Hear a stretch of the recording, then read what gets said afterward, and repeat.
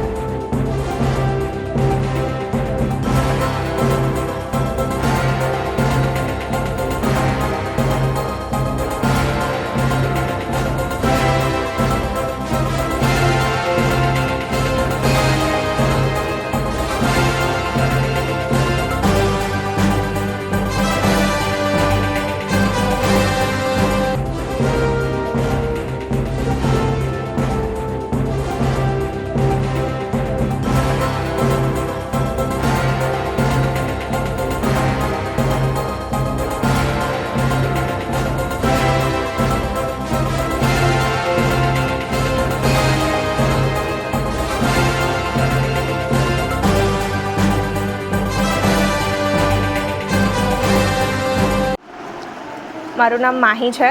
હું પીપી સવાણી ચૈતન્ય વિદ્યા સંકુલમાં ભણું છું. હમણાં 12થમાં મેં 11થમાં આર્ટ્સ લીધેલું, એટલે હું આ સ્કૂલમાં મેં એડમિશન કરેલું. 12થમાં મારા માર્ક્સ હતા જોગ્રાફીમાં 100, ઇકોનોમિક્સમાં 95, હિસ્ટ્રીમાં 96, સાયકોલોજીમાં 94 અને ઇંગ્લિશમાં 94. તારું આર્ટ્સ લેવા પાછળનો મુખ્ય પર્પઝ શું? મારે સાયકોલોજી કરવું હતું, જેમાં મને એકચ્યુઅલી સ્કૂલે ઘણો સપોર્ટ કર્યો છે. હું જેને મેન્ટર માનું છું, પ્રિન્સિપલ સર, એ એઝ અનવેવરિંગ સપોર્ટ પિલર હતા મારી માટે. સાયકોલોજી ઇનિશિયલી સ્કૂલમાં નહોતું, પણ મેં જે કોન્સ્ટન્ટ જેમને કહ્યું કે મારે કરવું છે, તો એમણે મારી ઘણી હેલ્પ કરી. એણે સાયકોલોજી સબ્જેક્ટ કર્યો, ટીચર નહોતા, એમણે અમને ભણાવ્યું અને બહુ જ વધારે સપોર્ટ કર્યો છે. ગમે તે ડિફિકલ્ટીઝ આવે, ગમે ત્યારે એ કંઈ પણ કામમાં હોય, પણ એ દિવસનો ડાઉટ એ સોલ્વ કર્યા વગર ઘરે નહોતા જવા દેતા. આજની આ તારી સક્સેસનો શ્રેય તું કોને આપે છે? હું ઓબ્વિયસલી મારા પેરેન્ટ્સને આપીશ, મારા ટીચર્સને આપીશ. એ લોકો as I said support pillar હતા મારી માટે, કે હું 2 વાગ્યા સુધી જાગતી હોઉં તો એ લોકોને પણ ઊંઘ ના આવતી. મારા ટીચર્સ ગમે ત્યારે હું એમને ફોન કરું, ઇરરિસ્પેક્ટિવ ઓફ વર્કિંગ આવર્સ, એ લોકો મારી હેલ્પ પણ કરતા હતા ઘણા. એવું નથી કે ખાલી મારા સ્ટ્રીમના જે ટીચર્સ હતા, એ બીજી સ્ટ્રીમના જેટલા બી મારા ટીચર્સ હતા, જેમને હું એઝ અ મેન્ટોર માનતી હતી, એ લોકોએ પણ મારી ઘણી હેલ્પ કરી છે, મને ઘણું મોટિવેટ કર્યું છે. પ્રિન્સિપલ સરને હું મેઇનલી ઘણું ખરું મારું જે બી ક્રેડિટ છે હું આપું છું, કારણ કે જો એણે કોન્સ્ટન્ટ નેગિંગ ના કરી હોત તો કદાચ મારા આવી જાતે એટલા, પણ જે મારું માર્ક હતું એટલા મારા માર્ક્સ ના આવતા. मेरा नाम प्रियंका साहू है और मैं पीपी सवाणी चैतन्य विद्या संकुल में पढ़ती हूँ. करेंटली 10th पास करने के बाद 12th में क्या लेना है करके बहुत सारा कन्फ्यूजन था. फिर हमने पीपी सवाणी विज़िट किया और यहाँ पे आने के बाद इनकी फैकल्टी इतनी अच्छी थी और जो काउंसलिंग थी उसकी वजह से मैंने डिसाइड किया कि मुझे अपना करियर कॉमर्स बैकग्राउंड में बनाना है. उसके बाद मैंने अपना 11th-12th कॉमर्स में पीपी सवाणी में चूज़ किया और ये चॉइस करके मुझे नहीं लगता मैंने कोई गलती की, क्योंकि आज मेरा जो भी रिज़ल्ट है, जो कि 96.8 है, वो खासकर पीपी सवाणी में जितने भी मेरे टीचर्स मेंटोर्स थे, उनकी सपोर्ट, गाइडेंस और कॉन्स्टेंटली जो वो मॉनिटरिंग करते थे, उसकी वजह से आए.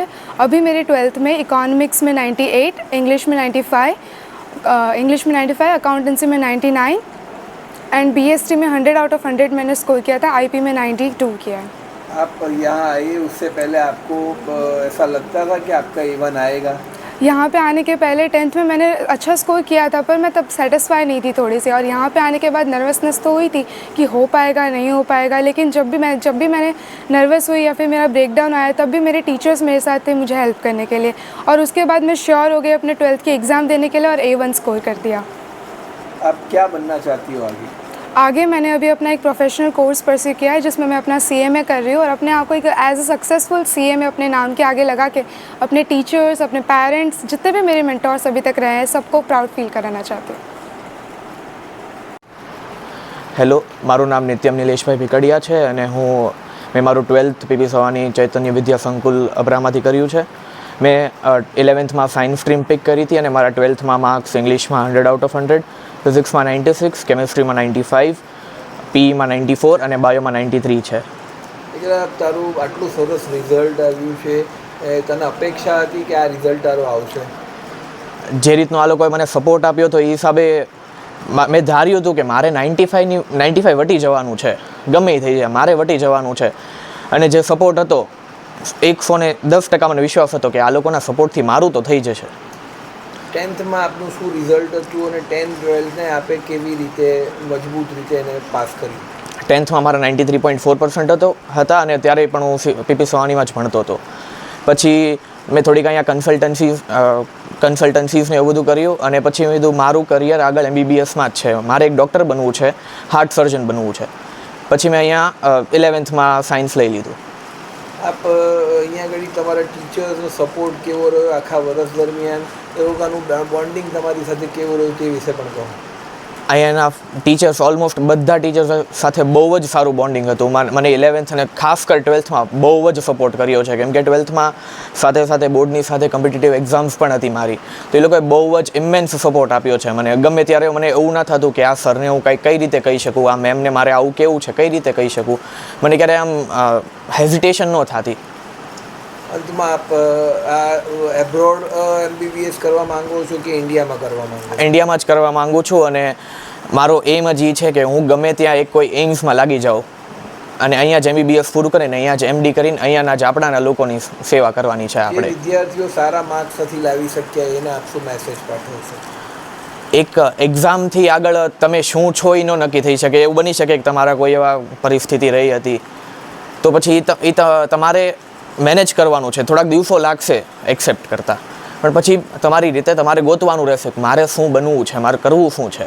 એક એક્ઝામના લીધે તમે તમારું આખી જિંદગી બગાડી મૂકો એ કોઈ માન્ય વસ્તુ છે નહીં. મારે ક્યારે સ્ટોપ. મારું નામ ધરા રાજગુરુ છે. હું PP સવાણી ગ્રુપ ઓફ સાથે જોડાયેલી છું. આજે કાલે CBSEનું 2025-26નું રિઝલ્ટ જાહેર થયું. ખૂબ જ સરસ આવ્યું. એમાં PP સવાણી ગ્રુપના છોકરાઓ અને છોકરીઓએ ખૂબ જ સારી પ્રગતિ સાથે સારા રિઝલ્ટ લાવ્યા છે. A1 અને A2માં તો ઘણી બધી સંખ્યા છે, એટલે આપણે કાઉન્ટ પણ ના કરી શકીએ એટલું સારું રિઝલ્ટ અમારું આવ્યું છે. મેડમ, આજે આ જે રિઝલ્ટ અમારું આવે છે અને ઉત્તરોત્તર દર વર્ષે વધતું જાય છે રિઝલ્ટ, તો આનો શ્રેય આપ કોને આપો છો? આનો શ્રેય હું પહેલાં તો અમારી મેનેજમેન્ટ ટીમ અને સાથે સાથે વધારેમાં વધારે શ્રેય હું મારા શિક્ષકોને આપું છું કે જેઓ સતત છોકરાઓ પાછળ મહેનત કરે છે, એમને સચોટ માર્ગદર્શન પૂરું પાડે છે. અને હોસ્ટેલમાં પણ છે, એમાં એ લોકો બાળકો અહીંયા માતા પિતા અમારા વિશ્વાસ પર મૂકી જાય છે.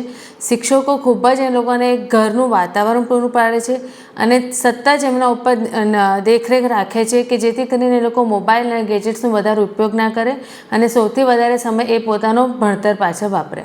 મેનેજમેન્ટનો સપોર્ટ વિદ્યાર્થીઓનો કયા પ્રકારનો હોય છે, કેવી રીતે મેનેજમેન્ટ વિદ્યાર્થીઓ સાથે અટેચ હોય છે, તે વિશે પણ આપ કહો. આજે તમે અમારા પ્રોગ્રામમાં જોયું જ હશે, બાપુજી, હર્ષદ સર, અમે લોકો બધા જ હાજર હતા. દરેક પ્રોગ્રામમાં એવું નથી કે અમે બાળકો ફોટા પાડવા માટે આવે છે, પણ બાળકોને આગળ પ્રોત્સાહન આપવા માંગે છે. અને એઝ એ પેરેન્ટ્સ પણ એવું ઈચ્છતા હોય છે કે મેનેજમેન્ટ ટીમમાંથી સારા અમારા જે ટ્રસ્ટીઓ છે તે લોકો આવે અને બાળકોને પ્રોત્સાહન આપે. બીજું કે તમે જે કહો છો કે મેનેજમેન્ટ બાળકોને શું પ્રોવાઈડ કરે છે, બાળકોને કંઈ પણ નાની પ્રોબ્લેમ્સ હોય, મેડિકલ ઇસ્યુ હોય કે કંઈ પણ એ લોકો માનસિક રીતે થોડા નબળા પડતા હોય તો મેનેજમેન્ટ એ લોકોને ખૂબ જ સહાય કરે છે, શિક્ષકોને ગાઈડ કરે છે. બહારથી અમારે ટીમ પણ લાવી હોય તે પણ અમે એ લોકોને પૂરી પાડીએ છીએ. આપણે હોસ્ટેલની સાથે અહીંયા છોકરાઓને ભણાવતા હોઈએ છીએ, તો એ આપણે કેવી રીતે મેનેજ કરી શકીએ છીએ સારી રીતે? હોસ્ટેલ અમારી ઘણા વર્ષોથી છે. છોકરાઓને સવારે ઉઠીને એ લોકોનું દૈનિક કાર્ય આખું શેડ્યુલ પ્રમાણે હોય છે. એ લોકો ઉઠે છે, મંદિરમાં આરતી ને એ બધા સાથે થાય છે. એ લોકોનું બ્રેકફાસ્ટ પ્રોપર હોય છે. બ્રેકફાસ્ટ પણ ખૂબ જ હેલ્ધી હોય છે. લંચ 4 વાગે જે નાસ્તો હોય છે અને ડિનર, એ બધું જ એ લોકોને હેલ્થ પ્રમાણે અમે ધ્યાન રાખીને કરીએ છીએ. અને આઈસ્ક્રીમને એવું પણ પ્રોવાઈડ કરીએ છીએ કે જેથી કરીને હોસ્ટેલમાં જે રહેતા છોકરાઓને અમુક વસ્તુ બહાર લેવા ના જવી પડે, એ બધી જ અમારી સંસ્થામાં અમે પૂરી પાડીએ છીએ. नमस्कार, जय श्री कृष्णा. एक बार फिर PP Savani group of schools ने साइंस, कॉमर्स और ह्यूमैनिटीज़ में अपना परचम लहराया है. A1 ग्रेड के अंदर पूरे 30 बच्चे आए हैं. 145 बच्चे जो है वो A2 ग्रेड से आए हैं. PP સવાની કે ધરોહર में ये है, કહેવાય ને કૂવામાં હોય તો હવાડામાં આવે. અહીંયા આ સંસ્થાના છેલ્લા 4 દશકથી कंटिन्यूस कंसिक्यूटिवली ये रिजल्ट संस्था जो है सूरत को, गुजरात को और भारत को देती हुई आ रही है. सर, हमारी एजुकेशन पद्धति किस तरह की है जिससे हम इतना अच्छा रिजल्ट लोगों को दे पा रहे हैं? सबसे पहली बात होती है, जब PP सवानी के अंदर कोई भी बच्चा और पेरेंट्स कदम रखता है तो उन्हें मिलता है यहाँ का वातावरण, यहाँ का एटमॉस्फेयर. डायरेक्टर्स से लेके, ट्रस्टीज से लेके जितने भी शिक्षक हैं, उन्हें पहले बच्चों का मन, उनका हृदय जीतना होता है. संस्था की स्कॉलस्टिक मेथड्स, उसकी संस्था की पेडागोगीज जो है, उसकी वजह से बच्चों का result without any distraction, without any tuition इतना बहुत ही बढ़िया आता है. मुझे कहते हुए ये भी खुशी हो रही है कि हमारे जितने भी बच्चे A1, A2 ग्रेड में आए हैं, उसमें से 20-25% जो है, जो उत्तीर्ण परसेंटेज लाए हैं, वो PP सवानी हॉस्टल के बच्चे हैं. उड़ीसा, भुवनेश्वर, सौराष्ट्र, मोरबी, अलग अलग जगहों से बच्चे यहाँ पर एकत्रित हुए हैं जिनके बहुत ही बढ़िया रिजल्ट्स आए हैं. सर, यहाँ पर प्रैक्टिकल बच्चों को सिखाने के लिए क्या व्यवस्था है वो भी हमें बताइए. Along with NCERT, along with personal guidance, industrial visits होती है, टॉक शोज़ होते हैं, गेस्ट लेक्चर्स होते हैं। अनेक पद्धतियाँ ऐसी हैं जहाँ पर बच्चों को प्रैक्टिकली तैयार किया जाता है। ये कहते हुए गर्व की अनुभूति होती है कि जब कल यहाँ पर रिजल्ट आया, उसके साथ में हमारे कई सारे बच्चे CUET की एग्ज़ाम्स दे रहे थे। अभी जो नीट की परीक्षा आने वाली है, जो कई सारे बच्चे जो है अभी आगे कॉम्पिटिटिव एग्ज़ाम्स की तैयारियाँ लगे हुए हैं। सर, हम लोग यहाँ पर बच्चों को किस तरह से अपने टीचर्स के साथ बॉन्डिंग रखते हैं जिससे उनका अच्छा रिजल्ट आ सकता है? हर टीचर को यहाँ पर ट्रेन किया जाता है कि बच्चे के साइकोलॉजिकल कंडीशन को जाने, बच्चे को पहले पहचाने, बच्चे का ग्रास्पिंग जाने, उस ग्रास्पिंग के मुताबिक पर्सनलाइज्ड करके उसको पढ़ाया जाता है। उसको पर्सनल डाउट सॉल्विंग होते हैं, स्टे बैक्स होते हैं। यहाँ के जो शिक्षक है शाम के आप 7 साढ़े 7 बजे आएंगे, फिर भी वो यहाँ पर एक्टिव रहते हैं। नाइट स्टडीज़ यहाँ पर होती है, पर्सनल अटैचमेंट, होम विजिट्स शिक्षक जो है वो बच्चों के साथ करके उसको काउंसलिंग्स दे के उनकी स्किल्स को आगे बढ़ाने के लिए काफ़ी तत्पर रहता है। अंत में सर, जो बच्चे अच्छा मार्क्स नहीं ला पा रहे या कुछ मार्क्स के लिए रह गए, उनको क्या मैसेज देना चाहेंगे? सारे बच्चे जो है दे आर गॉड गिफ्टेड। इस संस्थान के अंदर हमें यही सिखाया जाता है कि हर बच्चे के अंदर अपना एक निश है, उस निश को हम पहचानें, वो निश, वो स्किल को और शार्पन करें और हम हमारा एक लक्ष्य ठाने और वहाँ तक जाए। उस लक्ष्य को प्राप्त करने के लिए एजुकेशन काफ़ी इम्पॉर्टेंट है। उसमें इंटरेस्ट से करेंगे तो कोई हमें रोक नहीं पाएगा। उत्कर्ष गलचर, दृष्टिकोण न्यूज़, सूरत।